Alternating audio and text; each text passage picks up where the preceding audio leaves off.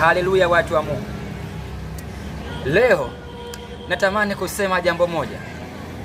Biblia inasema kwamba kama mwenye nyumba angejua ni wakati gani ambao mwizi atakuja kwa ajili ya kuiba ndani ya nyumba yake, basi angekuwa macho ili kusudi asiweze kuibiwa. Yesu ni kama mwizi.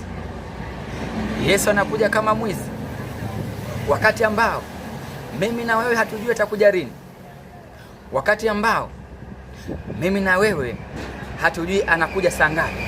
Kumbe ndio wakati ambao Yesu anakuja, wakati ambao tukiendelea kufanya shughuli zetu, tukiendelea kufanya kazi zetu, kumbe ndio wakati ambao Yesu anakuja.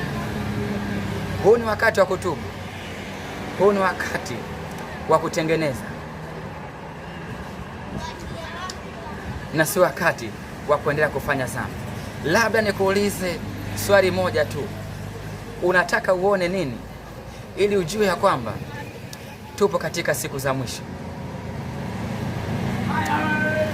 Wanaume kwa wanaume wanaoana, wanawake kwa wanawake wanaoana. Unataka uone nini? Juzi nimeshuhudia kwenye mtandao wa kijamii, mwanamke anamuoa mwanamke mwenzie. Unataka uone kitu gani? Huu ni wakati wa kutubu. Huu ni wakati wa kutengeneza. Huu si wakati wa kwenda kufanya dhambi, bali huu ni wakati wa kutubu ili Yesu akusamehe. Mungu akubariki sana.